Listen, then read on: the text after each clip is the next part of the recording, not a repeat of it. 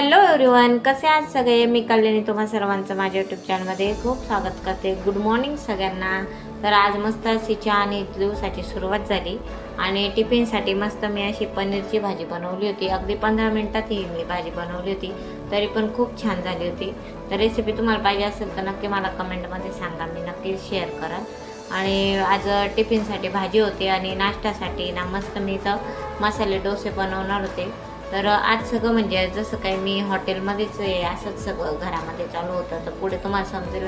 तर इथे बघा डोश्याचं पीठ मी भिजवलं होतं रात्री, डाळ तांदूळ होते भिजत टाकले होते, तरी खूप छान फर्मेंट झालं होतं. आणि इथं बघा डोसे बघा किती छान दिसत आहे माझे. आणि माझ्याकडं साधाच तवा आहे, त्याच्यावरच मी जे पोळ्या करते ना त्याच्यावरच मी डोसे बनवले. तर तुम्ही बघू शकता किती छान माझे इथं डोसे आले. तर सगळ्यांचे नाश्ता वगैरे झाले. त्यासोबत मी बटाट्याची भाजी पण केली होती, त्याचा मी शॉर्ट व्हिडिओ टाकणार आहे. आणि त्यानंतर मग त्यांना टिफिन वगैरे भरून दिला, सगळ्यांचे नाश्ते वगैरे झाले. तर मग मी आंघोळ वगैरे केली, फ्रेश झाले. तर म्हटलं चला आता दुपारचं स्वयंपाकाला लागतं. तर दुपारी काय करायचं, तर हा सगळ्यात मोठा प्रश्न असतो भाजीला. तर दुपारी भाजीला काही नव्हतं, कारण रात्री जायचं होतं भाजी आणायला. तर घरात सगळ्या छोट्या छोट्या ज्या भाज्या होत्या ना तेच मी कापून म्हटलं त्या चिरून घेतल्या. तर बटाटे, शिमला मिरची, कोबी आणि गाजर असं मी चिरून घेतलं छोट्या छोट्या. दोघींसाठीच भाजी करायची होती, त्याच्यामुळं मग तर म्हटलं चला आता शॉर्टकट काहीतरी बनवू. तर मग म्हटलं चला आता हीच भाजी बनवू. तर याची मी ना ह्याच भाजी हे सगळं वापरून मी पावभाजी करायचं ठरवलं होतं. शॉर्टकट अशी तर चला तुम्हाला पण दाखवते. तर इथं मी तेलामध्ये जिरे, मोहरी आणि टोमॅटो टाकला, कांदा पण नाही घेतला, वेळ झाला होता ना. आणि मग सगळं या भाज्या धुवून त्याच्यामध्ये टाकल्या, लाल तिखट टाकलं आणि त्यानंतर आहे ना थोडासा पावभाजी मसाला घेतला, तो टाकला. तर तुम्ही इथं बघा मस्त असा कलर आलेला आहे भाजीला. आणि छान कोथिंबीर टाकली आणि थोडंसं पाणी टाकून दिलं आणि त्यानंतर उकळायला ठेवली भाजी. आणि खरंच सांगते इतकी टेस्टी झाली होती ना, असं वाटत होतं पावभाजीच खातोय आपण. म्हणजे अगदी 5 ते 10 मिनटात पावभाजी रेडी झाली असं वाटत होतं मला. आणि भाजी जर नसेल ना तर एकदम भारी आज मी जुगाड केला होता. आणि पावभाजी मसाला टाकल्यामुळं तर भारी मस्त चव आली होती.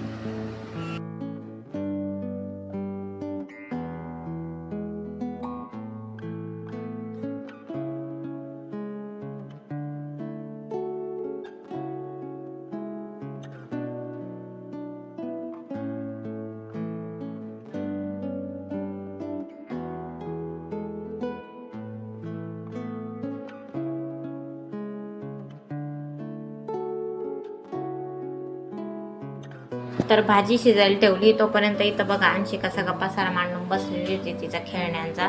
तर तोपर्यंत चला म्हटलं तिच्यासोबत थोडंसं खेळू. ती आजीसोबत खेळत होती, पण तिला आहे ना मध्येच आई लागते जवळ, त्याच्यामुळं म्हटलं चला तिच्यासोबत थोडंसं खेळू आणि त्यानंतर जेवण करू. मला मध्ये ते दिसते ना, मग तिला थोडंसं नादी लावलं.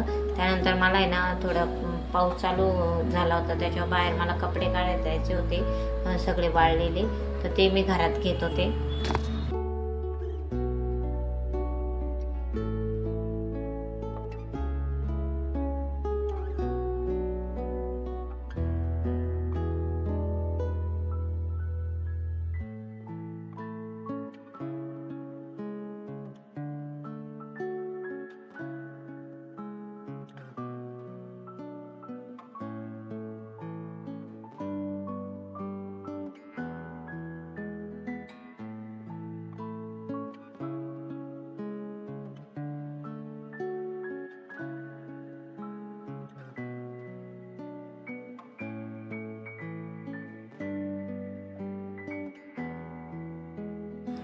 तर बघा इथं भाजी आपली शिजून झालेली आहे.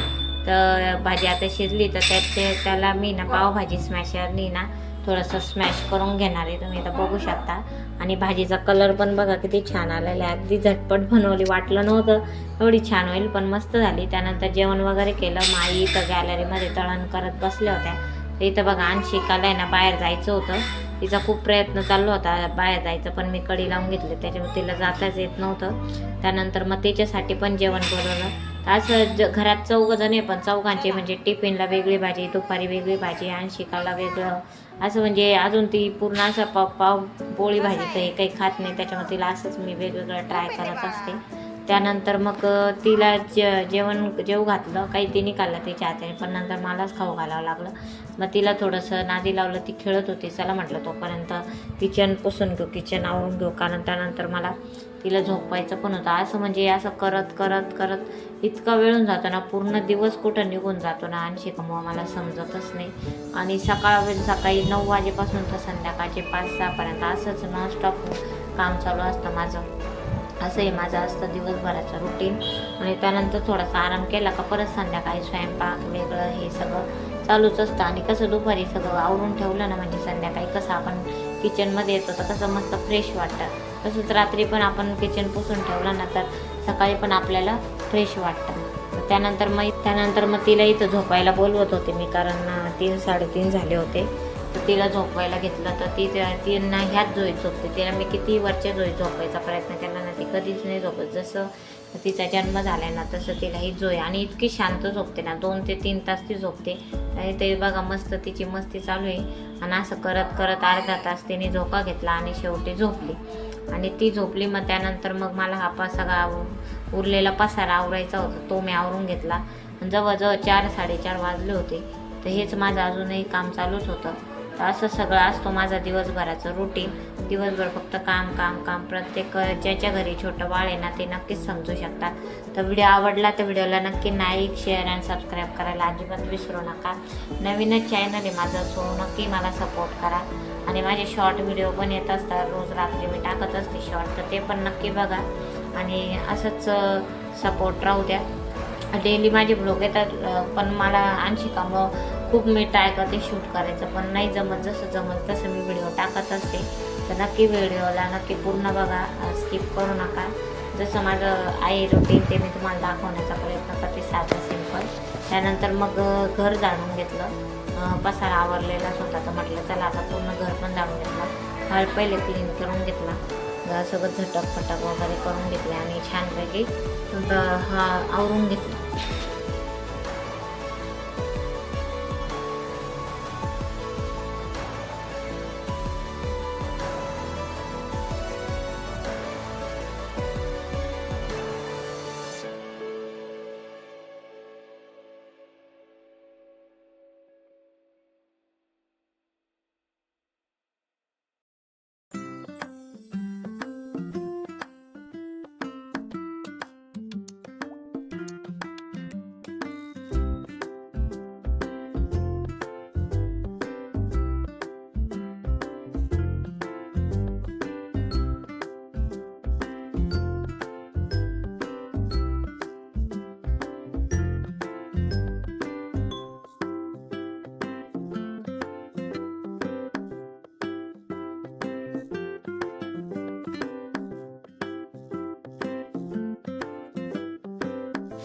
सो असा होता माझा आजचा ब्लॉग. तो तुम्हाला कसा वाटला आहे मला नक्की कमेंट करून सांगा. व्हिडिओ आवडला तर व्हिडिओला लाईक, शेअर आणि चॅनलला सबस्क्राईब करा. तर आता संध्याकाळचे 5 वाजलेले. चला तर आता मी पण थोडा आराम करते. भेटूया नेक्स्ट ब्लॉगमध्ये. तोपर्यंत असं जो छान राहा, मस्त राहा, खात राहा आणि छान राहा. आणि मी तर मस्त आता केस जरा सुकवते, म्हणजे ओले होते तसे